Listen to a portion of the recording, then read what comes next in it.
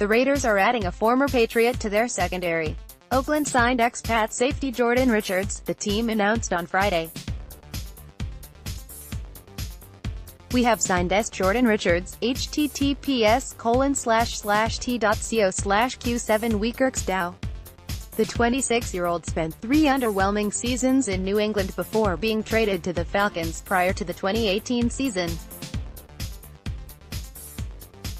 In Atlanta, he started in 12 games and set career highs in tackles, 37, and passes defensed, 3.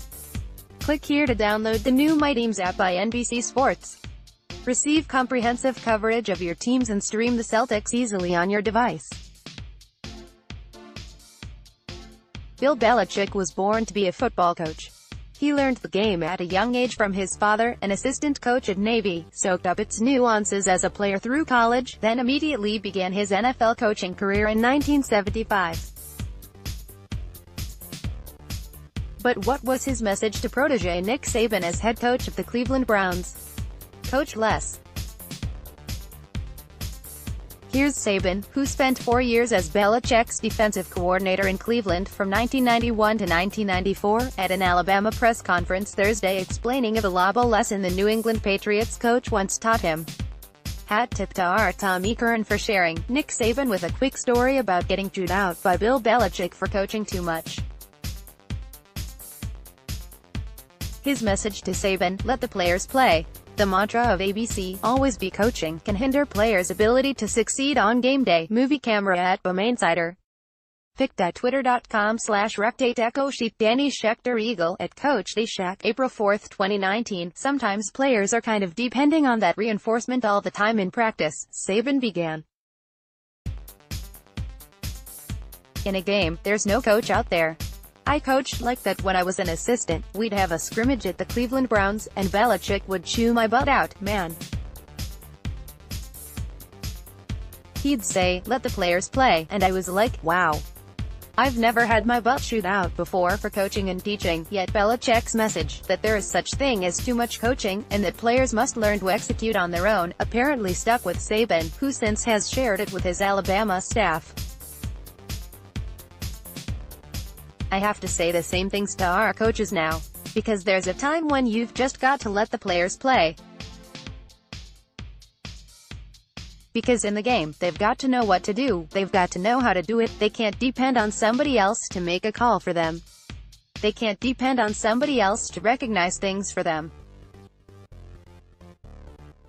So, we actually do stuff in practice now. When we do team, I make the coaches get off the field, make the calls, let the players play. Belichick's point is a great one, and it's partially why the Patriots coach appears so stoic on the sideline. Sometimes the best lessons are the ones you don't need to vocalize.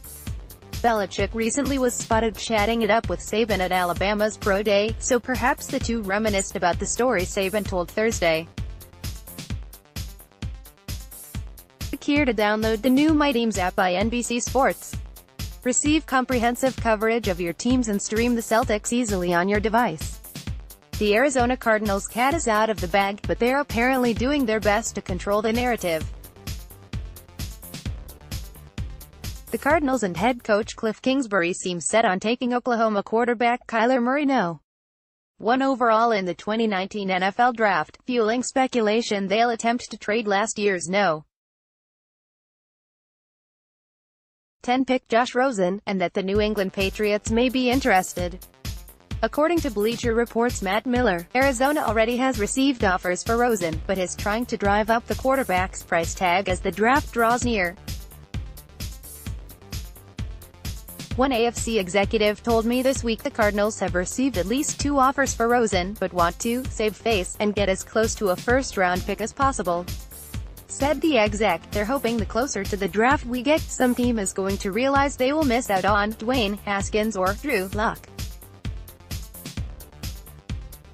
Or just remember that Rosen is better than either of them.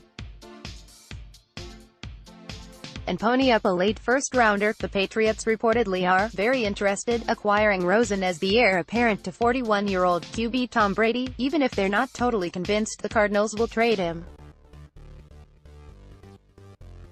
Oh, and the Pats happen to have a late first-rounder, in the number 32 overall pick.